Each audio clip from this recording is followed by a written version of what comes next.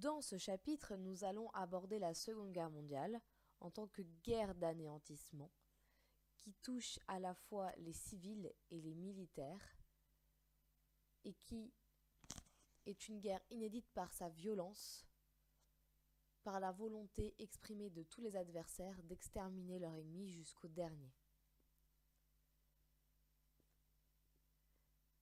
Cette guerre est à l'initiative d'Adolf Hitler qui mène dès 1938 une politique d'annexion vis-à-vis de territoires qu'il estime légitimement de revenir à l'Allemagne, comme par exemple l'Autriche en 1938.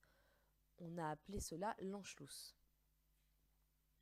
Les démocraties européennes laissent Hitler développer cette politique d'annexion. Elles sont impuissantes à opposer des obstacles à Hitler, notamment car elles craignent le développement d'un nouveau conflit en Europe, ce qu'elles veulent éviter à tout prix. Le 1er septembre 1939, Hitler lance l'invasion de la Pologne et la Deuxième Guerre mondiale.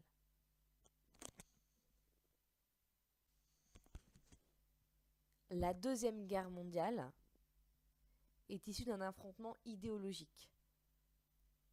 Contrairement aux Alliés qui entendent fonder le monde sur l'idée du droit des peuples à disposer d'eux-mêmes ou encore la liberté et la démocratie, les nazis, eux, défendent la création d'un espace vital pour une race d'élus, la race aryenne.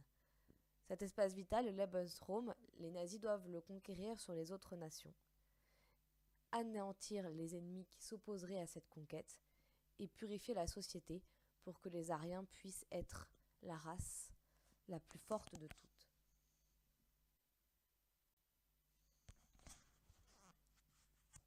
Si nous faisons une rapide chronologie de la Seconde Guerre mondiale, 1939 est le début des attaques de l'Axe. Les Allemands enclenchent la Blitzkrieg, la guerre éclair, contre la Pologne, mais également contre la France.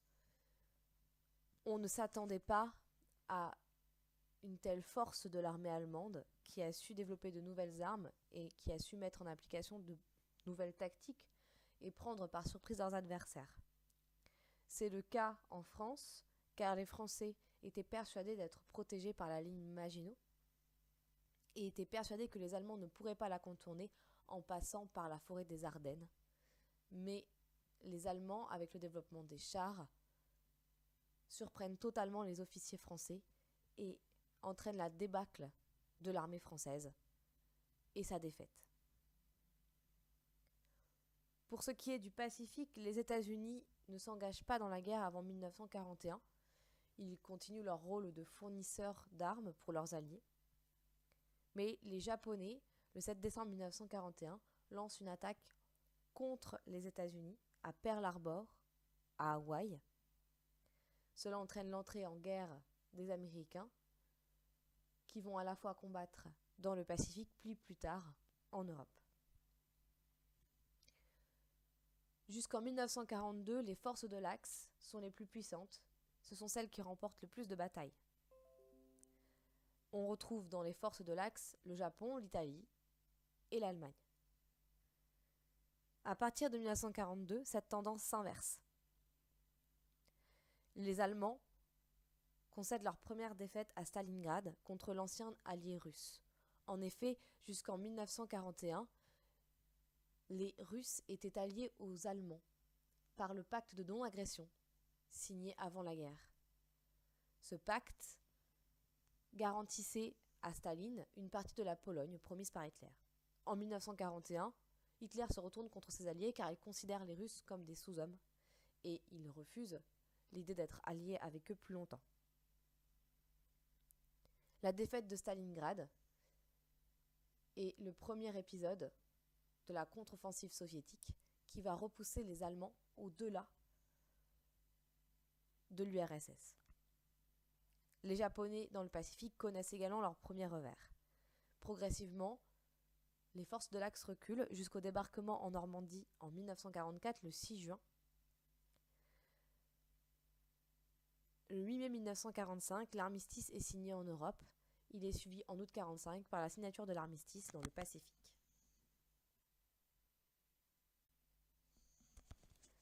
La Seconde Guerre mondiale est une guerre d'anéantissement pour plusieurs raisons. Déjà, c'est une guerre qui fait preuve d'une violence inédite, l'idée étant l'extermination totale des ennemis. Cela est incarné par des massacres et par l'utilisation d'armes totalement nouvelles et de plus en plus destructrices. Par exemple, la bombe atomique utilisée les 6 et 9 août 1945 contre les Japonais sur les villes d'Hiroshima et Nagasaki. C'est une bombe inédite par l'ampleur de ses destructions et par ses conséquences sur les survivants. Les Américains ont choisi d'utiliser ces bombes pour faire pression sur le gouvernement japonais afin qu'il capitule définitivement. Cette bombe atomique aura des conséquences graves pour le Japon et des conséquences que les Américains n'avaient pas anticipées. Le développement de maladies, comme des cancers, mais également l'intoxication des corps des survivants, des traces qui vont persister pendant des décennies au Japon. En Europe, cette volonté d'extermination se manifeste notamment par le non-respect des accords de Genève concernant les prisonniers de guerre. Par exemple, les prisonniers russes qui ont été faits prisonniers par les Allemands, par les nazis, sont maltraités tout au long de la guerre. Ils sont parqués dans des camps surpeuplés, avec des conditions d'hygiène déplorables et quasiment aucune nourriture. Beaucoup mourront de faim. L'autre aspect qui fait de la Seconde Guerre mondiale une guerre d'anéantissement est que pour la première fois, une guerre touche plus les civils que les militaires. Les civils meurent sous les bombardements, de morts violentes, mais ils sont également touchés par des conditions de vie difficiles. La faim, la misère se répand dans de nombreux pays occupés, notamment à cause de fortes réquisitions auxquelles sont soumis les pays occupés par l'occupant allemand. Ces réquisitions se font au niveau de la nourriture, mais également au niveau de l'industrie. Les Français vivent avec le rationnement. Ils n'ont droit qu'à une quantité spécifique de nourriture par semaine et ils doivent se présenter avec leur ticket de rationnement aux magasins qui peuvent encore vendre. Ce qui fait que le développement du marché noir est extrêmement important pendant cette période. À cela se rajoutent aussi les réquisitions dans le cadre de ce qu'on appelle le STO, le service du travail obligatoire, instauré par le régime de Vichy, qui consiste à envoyer des travailleurs français en Allemagne contre le retour des prisonniers français. Beaucoup de jeunes tenteront d'y échapper et refuseront d'aller travailler pour les Allemands. Les civils sont aussi soumis à une politique de la peur et de la terreur, notamment en France via le système des otages. À partir de 1941, dans la zone nord, les autorités allemandes instaurent ce système qui consiste à prendre des otages dans la population et, en représailles aux actes de sabotage ou aux assassinats commis par la résistance, à exécuter des otages dans un nombre qui dépend de l'autorité allemande. Les nazis se rendent aussi coupables de massacres restés célèbres en France. Par exemple, le massacre d'Oradour-sur-Glane, commis le 10 juin 1944, juste après le débarquement, par l'unité Das Reich de l'armée allemande. Cette unité se dirige vers la Normandie et a reçu pour ordre de marquer la population afin de l'empêcher de se joindre aux mouvements de résistance qui sont déjà rentrés en lutte. L'idée est de leur faire peur, de leur montrer ce qui risque de leur arriver s'ils s'engagent dans la résistance. Le village d'Oradour n'est cependant pas un lieu de résistance, mais il va connaître la fureur des nazis. Le 10 juin, l'unité stationne dans le village, convoque tous les habitants sur les places du village, perquisitionne des maisons au motif de la présence d'armes cachées. Puis, il rassemble les hommes dans les granges et dans les garages de la ville, du village, et les femmes et les enfants dans l'église et ils les massacrent à la mitraillette et ensuite mettent le feu au village. Plus de 600 personnes meurent lors de ce massacre. Enfin, la guerre d'anéantissement est présente et totalement symbolisée par l'organisation du génocide des Juifs. Le génocide consiste à l'extermination d'une population pour ce qu'elle est, pour ce qu'elle représente. Cet anéantissement, ce génocide nazi, est un anéantissement que l'on pourrait qualifier de bureaucratique. En effet, la médecine, les transports, l'armée, les fonctionnaires sont tous tournés vers l'extermination qui devient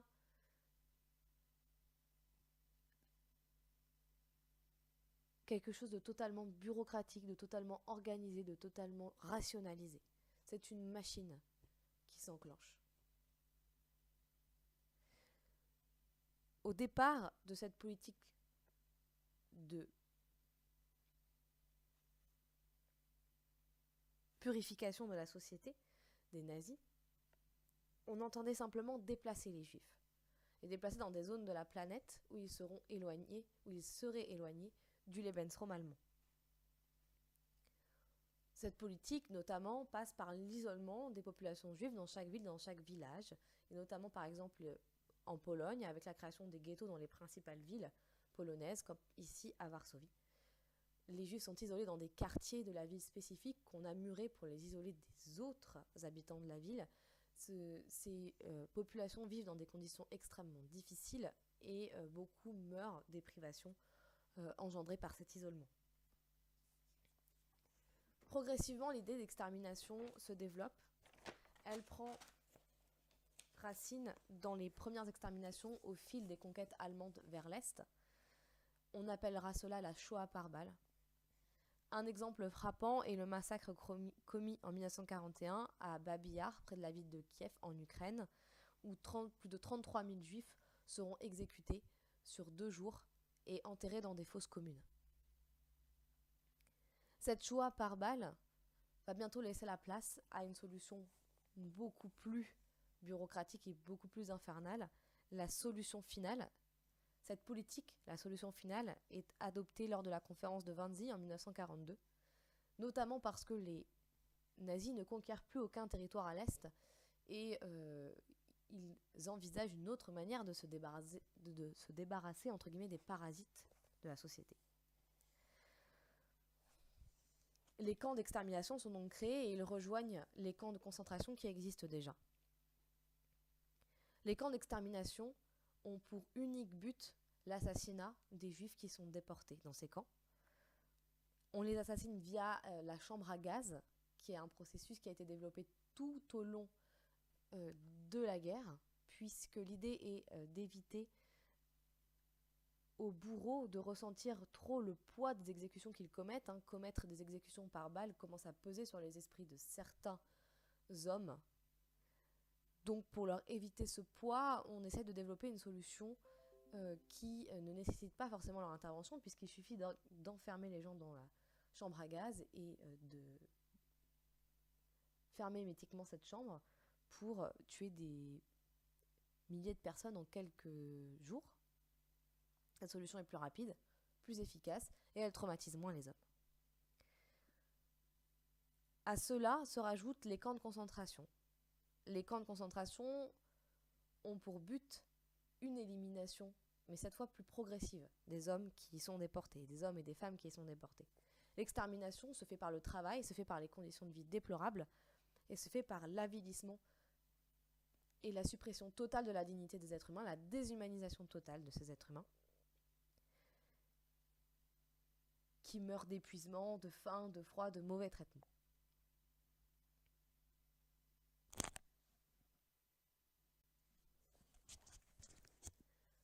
Dans les pays occupés, se pose la question de la relation avec l'occupant, de la relation avec les nazis. Et les pays occupés sont confrontés au cas de conscience Faut-il collaborer avec les occupants ou faut-il résister face aux occupants? Les nazis seuls ne peuvent pas organiser l'occupation d'autant de territoires. Ils ont besoin d'alliés dans la société, ils ont besoin de gens pour relayer la politique d'occupation. A l'inverse, dans beaucoup de pays d'Europe, se développeront également des mouvements de résistance à cette occupation. Pour ce qui est de la France, plus précisément, le choix entre résistance et collaboration se pose à partir de 1940. En mai 1940, c'est la débâcle de l'armée française. Elle est totalement dispersée par l'invasion éclair des Allemands. Les généraux, persuadés de la défaite, poussent Pétain à prendre le pouvoir. Les députés entérinent cette prise de pouvoir et accordent les pleins pouvoirs à Pétain en juin 1940. Il signe ensuite l'armistice avec les Allemands le 17. Un autre général fait un choix différent. Il est à Londres au moment où la France signe l'armistice et il lance un appel le jour suivant, le 18 juin 1940, aux Français par la radio pour continuer le combat. De Gaulle estime que la France n'a pas perdu la guerre et qu'elle est toujours dans le conflit. Et il entend rassembler à lui toutes les forces qui sont enclines à résister. L'armée française libre, basée donc à l'étranger, va au départ compter un très petit contingent jusqu'à atteindre ensuite, à partir de 1942, plus de 70 000 hommes. Elle se distingue notamment en Afrique du Nord, lors de la reconquête de cette colonie française, de ces colonies françaises.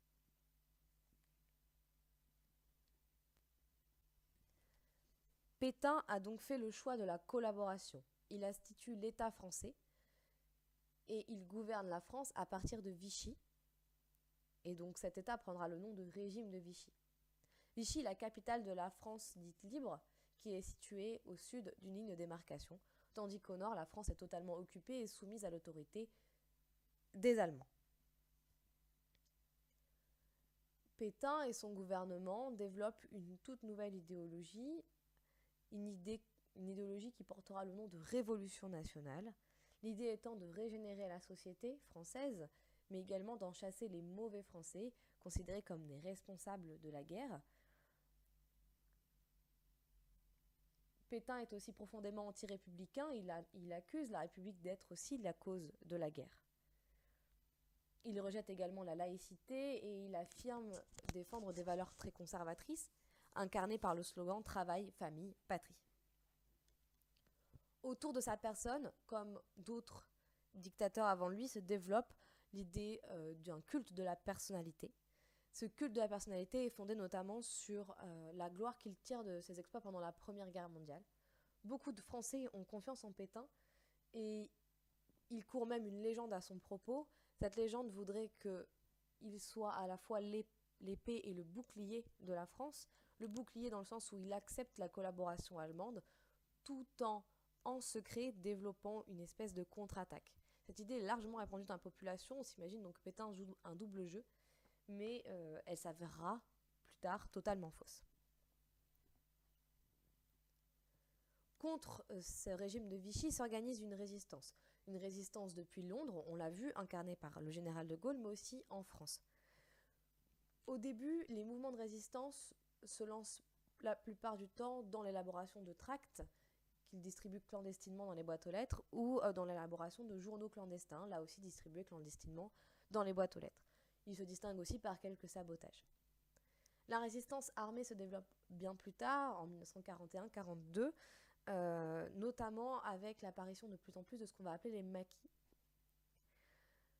Les maquis sont constitués de gens qui vivent dans la clandestinité totale parce qu'ils sont recherchés, mais parce qu'aussi ils veulent constituer une armée, un mouvement d'action vraiment armé contre l'occupant et contre le régime de Vichy et les collaborateurs. Ces maquis sont renforcés par l'arrivée notamment des jeunes qui fuient le service du travail obligatoire et qui, pour ne pas se faire arrêter, se retrouvent contraints de vivre dans la clandestinité. Ils seront beaucoup à rejoindre donc les rangs de la résistance par ce biais. Le principal problème qui se pose, c'est que les mouvements de résistance sont divers. Vous avez des mouvements de résistance gaullistes, mais aussi des mouvements de résistance communistes, et tous n'ont pas la même vision de la société ni de la façon dont il faut s'engager pour résister à l'ennemi. En 1943, l'Afrique du Nord est reprise aux Allemands, et en Algérie, on voit la création donc du Conseil français de libération nationale, le Comité français de libération nationale, pardon, le CFLN, avec à sa tête De Gaulle. Et ce CFLN va être finalement la première racine du futur gouvernement français. De Gaulle envoie donc en France un émissaire afin de rentrer en contact avec les mouvements de résistance intérieurs pour coordonner leurs actions, mais également pour les unifier. Cet émissaire sera Jean Moulin, qui réussit sa mission également en 1943 avec la création du Conseil national de la résistance, le CNR, qui pose les bases d'un programme pour la suite, pour la libération, quand la République sera rétablie. Et d'ailleurs, le rétablissement de la République est une des clauses du programme du CNR. Dans le CNR, on retrouve donc toutes les branches de la résistance, tous les syndicats, tous les anciens partis politiques français, tous ceux finalement qui vont constituer ensuite la base du gouvernement et la base de ce qui va constituer les valeurs de la République. La stratégie de Gaulle ici est de tout faire pour empêcher les Alliés d'occuper la France. En effet, les Alliés sont persuadés qu'ils vont devoir finalement mettre sous tutelle la France pendant un certain temps afin d'ensuite pouvoir y organiser des élections. Ils n'apprécient pas forcément De Gaulle, ils voient en lui quelqu'un avec une très forte personnalité, quelqu'un qui pourrait peut-être dériver vers une dictature, et donc ils n'ont pas forcément confiance en lui. Ils préféreraient mettre sous tutelle la France pour organiser sereinement des élections libres. De Gaulle doit donc s'imposer, il doit prouver qu'il est capable d'unir autour de lui toutes les forces qui sont prêtes à lutter contre les Allemands, et c'est ce qu'il fait notamment donc avec Jean Moulin et les mouvements de résistance intérieure, mais également avec la création du CFLN à Alger. Les Alliés finiront par accepter la prise de pouvoir de Gaulle, puisque dès le débarquement, il est applaudi, il dispose d'une réelle aura auprès des Français, et donc il le laisse finalement prendre le pouvoir. De Gaulle en 1944, après le débarquement, donc institue le gouvernement provisoire de la République française, le GPRF, qui va être chargé donc de rétablir l'ordre, de rétablir les institutions républicaines, et donc de lancer la création d'une nouvelle constitution pour faire renaître la République. Ce rétablissement de la République passe aussi par la création de nouveaux droits, et notamment le droit de vote, qui est enfin accordé aux femmes. Elles voteront pour la première fois à la fin de 1945. Et puis également la création de la sécurité sociale pour protéger les plus pauvres de la société.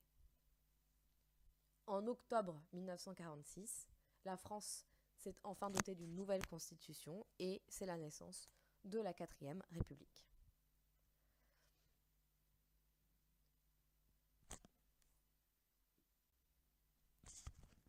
Pour conclure ce chapitre, nous pouvons faire le bilan de cette guerre. Comme vous pouvez le voir sur ces graphiques, 50 millions de morts endeuillent le monde en 1945, et particularité de la Seconde Guerre mondiale donc, il y a plus de morts parmi les civils que parmi les militaires. C'est donc une guerre inédite par sa violence, par les victimes qu'elle engendre. On y a vu le développement d'un génocide totalement organisé, on y a vu la volonté totale d'exterminer l'autre. Cette violence a bouleversé les sociétés qui ont été confrontées à des choix complexes et qui ont dû se positionner entre collaboration et résistance. Les nouveaux régimes qui naissent à l'issue de cette Seconde Guerre mondiale vont donc devoir assurer la paix et panser les plaies de cette guerre. En France, la République, la jeune 4e République, va notamment devoir faire face aux volontés d'indépendance des colonies. C'est ce que nous verrons donc dans le chapitre dans les chapitres suivants.